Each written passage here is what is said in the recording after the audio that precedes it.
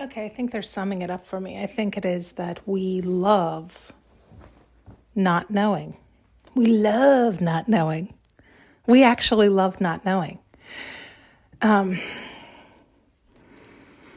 Remember the one they had me put out about, it's like we're all racing to get to some answer, to get to an understanding of something we currently don't understand. And when somebody finds that answer, discovers that, we get so excited. But it also deflates the person who had been working a lifetime to find that answer, and they were not, quote, the winner. They didn't discover it. They didn't get there first. And so they use the example, I think it was like a tape and a CD. And so that person worked their whole life to discover the mixtape or the tape or whatever. And just like that, somebody came along with the CD, totally eliminated everything they had worked so hard. They leaped right over it and got to that. And then somebody else came along and said, let's just do it all digital, scrap all that material, right? And so we keep leapfrogging over one another. And it's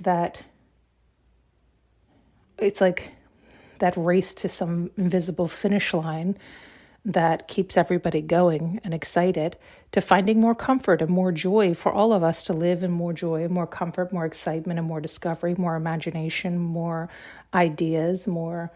But when we know it all, then there's nothing left to do, to discover, to challenge us, to encourage us to keep going, keep evolving, keep learning. So it's like, so then ultimately what you're saying is we love the unknown, which is funny because it's like we love God, we love, we love truth, we love clarity. And at the same time, we love uncertainty. We love that it's not clear.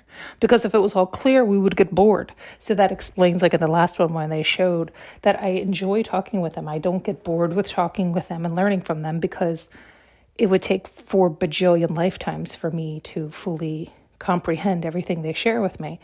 And so it's like I go back into the confusion world, right? Where it's like we're all still trying to learn and discover and understand. And some people do it from that excitement of joy and discovering, and others do it from the ego, where it's the rush and the race. And then it's the deflation when somebody disproves everything you ever thought or what you were working towards. And so you got to find something else to keep you going that brings you that same level of excitement and joy and basically motivation, right? To keep going, have fun. But are you going to have fun for the pure enjoyment of having fun, or to jump into the next race, the next fighting of the ego, the drama that causes chaos and destruction and fuss and fight and war, versus bridges and collaboration and evolving and growing? It's like, which team are you on? It ultimately actually doesn't matter. We need both, right?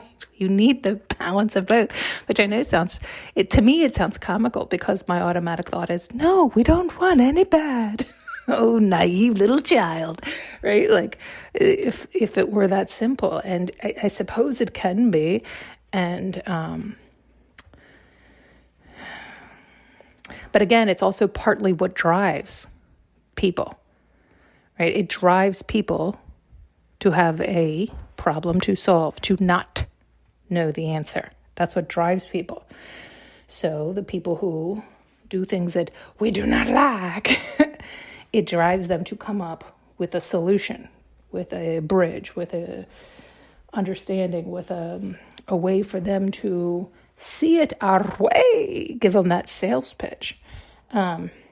So essentially it's giving you a purpose, right? So this is why it's like you need that arch nemesis, right? Just as much as they need you. It's hand in hand. One does not go without the other.